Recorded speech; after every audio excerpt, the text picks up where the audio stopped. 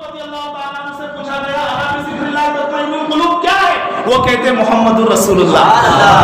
اہدنا الصراط المستقیم کیا ہے؟ کہتے محمد رسول اللہ.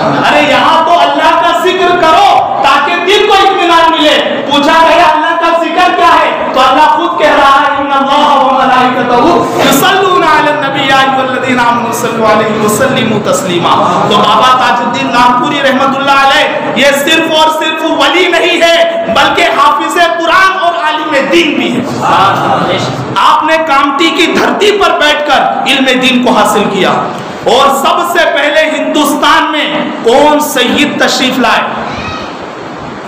سید تو نام ہم نے سنے کہ بھائی سید گھرانے. ہندوستان میں سب سے پہلے سید کہاں سے آئے اور کون آئے؟ سب سے پہلے سید کا نام حضرت محمد رحمت اللہ علیہ تھا.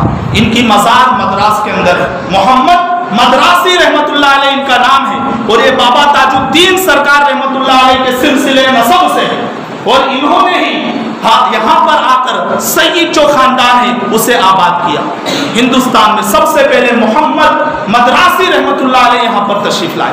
اب بابا تاج الدین سرکار رحمت اللہ علیہ اپنے وقت کے بہت بڑے عالم دین بنے.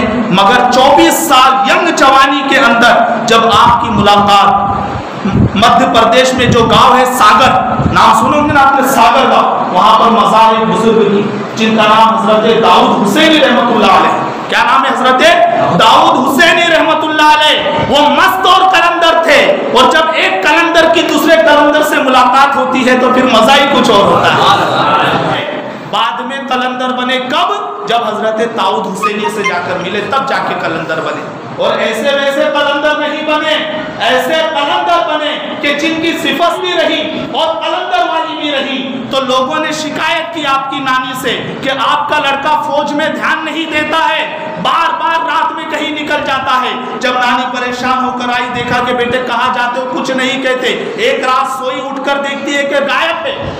ٹھہری رہی, انتظار کرتے کب آتے ہیں. جب آئے تو کچھ نہیں کہا. صبح ناشتے میں کھانا لگایا. ذرا سننا, صبح ناشتے میں کھانا لگایا اور جب کہا بیٹا بہت دنوں کے بعد آئے ہو کھانا کھا لو. کہا نانی جان یہ کھانا آپ کو مبارک, آج کل آپ کا بیٹا لڈو پیڑے کھاتا ہے. اے نانی یہ کھانا تمہیں مبارک, آج کل تمہارا بیٹا لڈو پیڑے کھاتا ہے. نانی تو ماں صفت ہوتی ہے, خوش ہو گئی کہ بیٹا ہمیں بھی دکھاؤ. قربان جاؤ بابا تاج الدین سرکار دونوں ہاتھوں دونوں جیبوں میں ہاتھ ڈالتے ہیں. حضرت ایک طرف سے گول سائز کا پتھر اور ایک طرف سے تھوڑا چپٹا ٹائپ کا پتھر نکالے اور دونوں پتھروں کو منہ میں رکھا, تھوڑا چوسا, چوس کے نکال کے واپس جیب میں ڈال لے. کہا نانی آج کل تیرا بیٹا یہی کرتا ہے. چلے جاؤ حضرت بابا فرید الدین گنج شکر رحمت اللہ علیہ کی مزار. آج بھی جب کبھی نفس امارہ یا جب کبھی شہوت آپ کو بھڑکاتی, بھوک ستاتی, آپ نے لکڑی کی روٹی بنا کے رکھی تھی اور اس لکڑی کی روٹی کو چوستے تھے آپ پکڑ کے.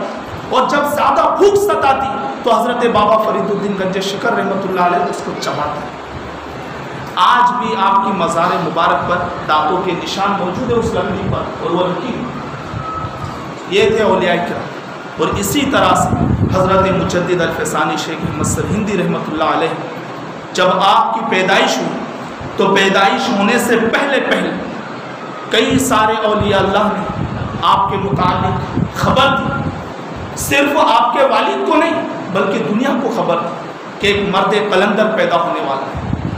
اور جیسے ہی حضرت جہنیان رحمت اللہ علیہ جب سرہند سے تشریف لائے تو کہنے لگے, امام رفیع الدین رحمت اللہ علیہ یہ بھی موجود ہے, اور وہ دور بادشاہ فیروز شاہ تغلق کا دور تھا, اور اس سے کہنے لگے کہ ہم یہ دیکھ رہے ہیں کہ یہاں پر اللہ کا ایک مقبول بندہ پیدا ہونے والا ہے اور وہ مرد قلندر ہوگا.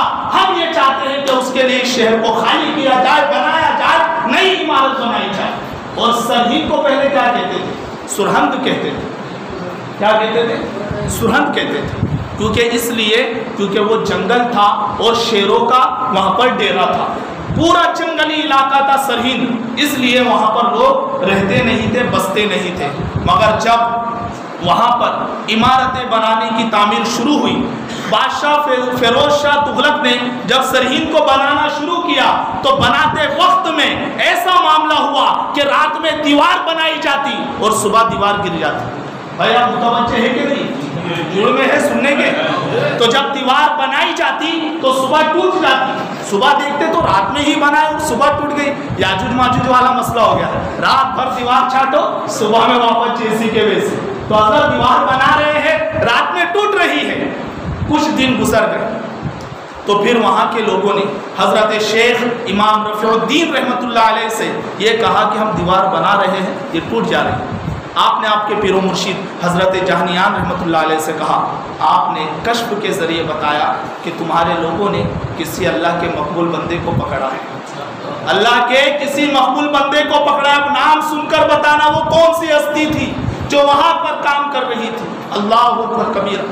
جب یہ کہنا ہوا تو امام رفیع الدین شہید آئے اور کہنے لگے کہ لوگوں سنو, تم نے کسی اللہ کے مقبول بندے کو پکڑ کر کام پہ لگایا ہے. ان کا کام دیواریں بنانا نہیں ہے, قسمتیں بنانا ہے. تم نے دیوار بنانے کے لیے ان کو کھڑا کر دیا.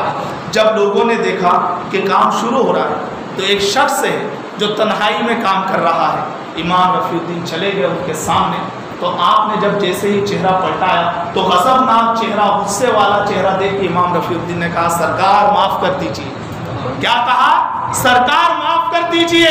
آپ نے فرمایا اے رفیع الدین, مجھے تجھ سے کوئی گلہ نہیں ہے, یہ بادشاہ کے لوگوں نے مجھے کام پہ لگا لیا ہے, اب میں کیا کروں؟ آپ فرماتے حضور کام پر تو لگایا ہے, باقی یہ دیوار کے گرنے کا مسئلہ کیا ہے؟ تو نے اس کے دوست کو کام پہ لگایا, وہ دیوار کیسے بننے دے گا؟